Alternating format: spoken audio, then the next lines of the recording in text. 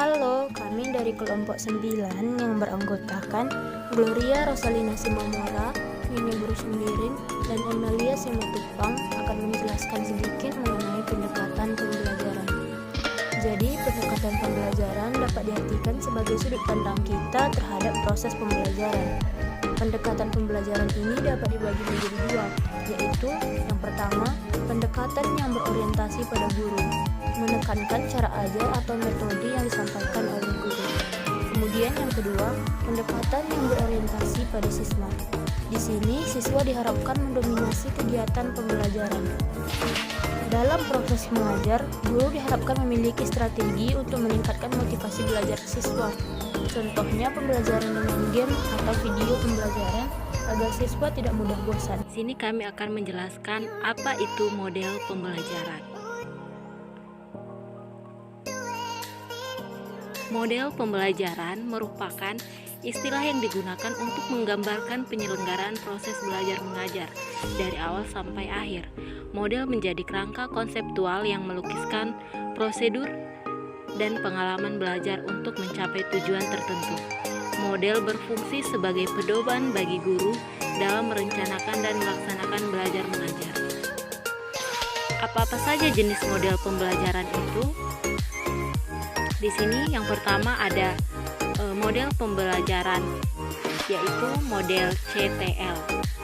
Menurut John Dewey, siswa akan belajar dengan baik jika apa yang dipelajarinya terdapat di sekeliling atau nyata. Model CTL ini adalah model pembelajaran yang berpusat pada siswa, sedangkan konvensional berpusat pada guru. Kemudian, dalam model pembelajaran CTL, cenderung mengaitkan bidang satu dengan bidang yang lainnya. Dalam model CTL, pembelajaran dilakukan dengan mengaitkan pengetahuan yang dimiliki oleh siswa dengan bahan ajar yang dimiliki oleh guru.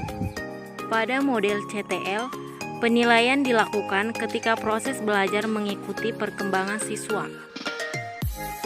Menurut Departemen Pendidikan Nasional, untuk penerapannya, pendekatan kontekstual memiliki 7 komponen utama, yaitu constructivism, questioning, inquiry, learning community, modeling, reflection, authentic assessment. 2. Model pembelajaran kooperatif. Cooperative learning berasal dari bahasa Inggris, yakni cooperation, artinya bersedia untuk membantu. Pembelajaran kooperatif merupakan rangkaian kegiatan belajar yang dilakukan oleh kelompok untuk tercapainya tujuan pembelajaran.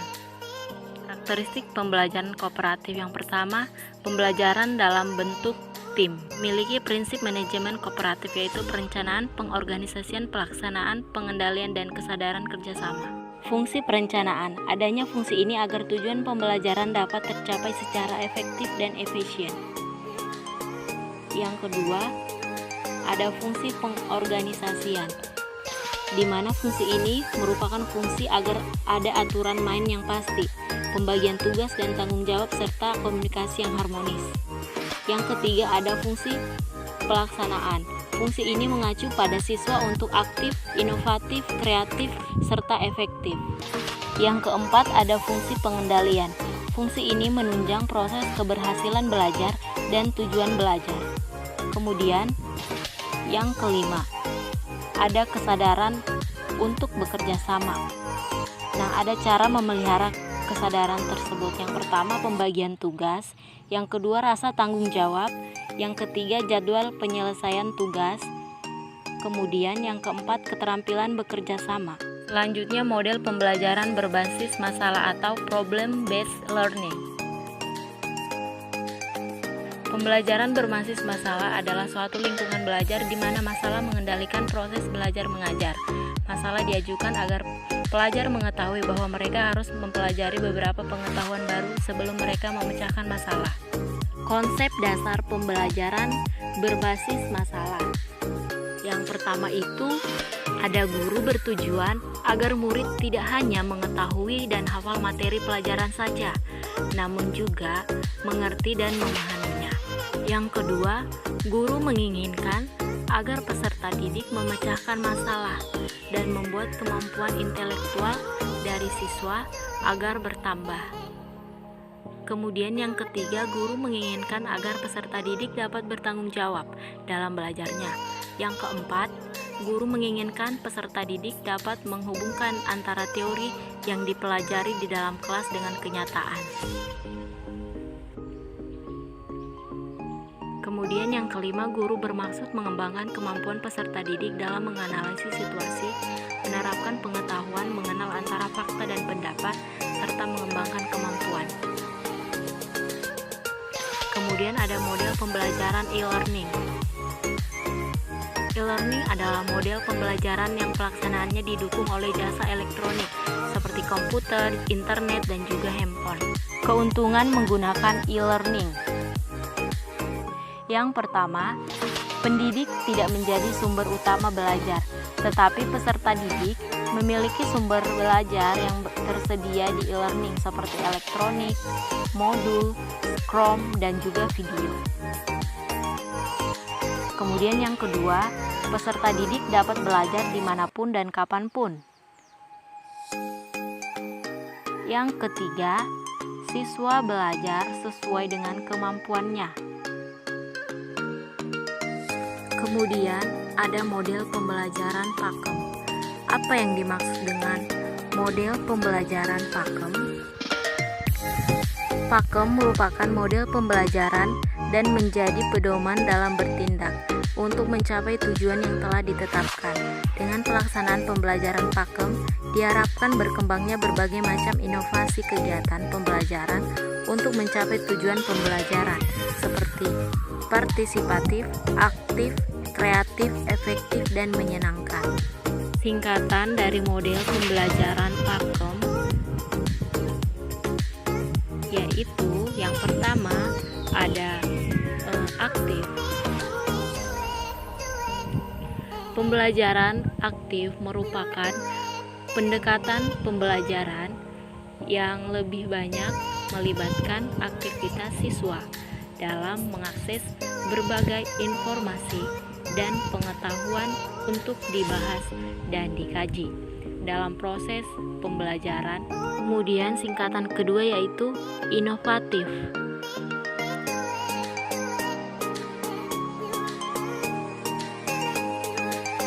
Pembelajaran inovatif juga merupakan strategi pembelajaran yang mendorong aktivitas belajar. Maksud inovatif di sini adalah dalam kegiatan pembelajaran itu terjadi hal-hal yang baru, bukan saja oleh guru sebagai fasilitator belajar, tetapi juga oleh siswa yang sedang belajar. Kemudian yang ketiga singkatannya yaitu kreatif.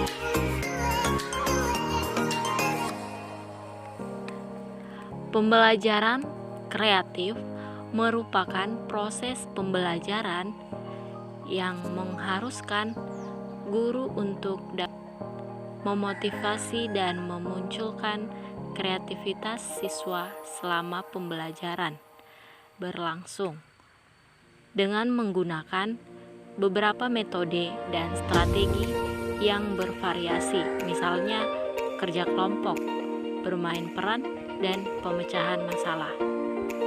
Kemudian ada singkatan yang keempat, yaitu efektif. Pembelajaran dapat dikatakan efektif jika mampu memberikan pengalaman baru kepada siswa untuk membentuk kompetensi siswa serta mengantarkan mereka ke tujuan yang ingin dicapai secara optimal. Hal ini dapat dicapai dengan melibatkan serta mendidik mereka dalam perencanaan, pelaksanaan, dan penilaian pembelajaran. Kemudian selanjutnya ada singkatannya yaitu menyenangkan. pembelajaran menyenangkan adalah adanya pola hubungan yang baik antara guru dengan siswa dalam melakukan proses pembelajaran. Guru memposisikan diri sebagai mitra belajar siswa, bahkan dalam hal tertentu tidak menutup kemungkinan guru belajar dari siswanya. Dalam hal ini perlu diciptakan suasana yang demokratis dan tidak ada beban baik guru maupun siswa dalam melakukan proses pembelajaran. Kemudian model pembelajaran VCT. Menurut Sanjaya mengatakan bahwa model pembelajaran VCT merupakan teknik pengajaran untuk membantu siswa dalam mencari dan menentukan suatu nilai yang dianggap baik. Kemudian ada langkah-langkah pembelajaran VCT. Yang pertama, membuka kelas. Yang kedua, mengulas kembali mata pelajaran sebelumnya. Dan yang ketiga, memberikan motivasi kepada siswa. Yang keempat, tujuan pembelajaran di kelas. Kemudian ada macam-macam metode pembelajaran. Pengertian metode pembelajaran. Menurut Jamara, pembelajaran adalah sesuatu cara yang digunakan untuk mencapai tujuan yang telah ditetapkan. Macam-macam metode pembelajaran. Yang pertama ada metode ceramah, yang kedua metode resitasi, dan yang ketiga ada metode tanya jawab. Kemudian yang keempat ada metode diskusi, dan kelima metode pemecahan masalah. Yang selanjutnya ada metode karya wisata. Yang ketujuh ada metode drill dan metode eksperimen.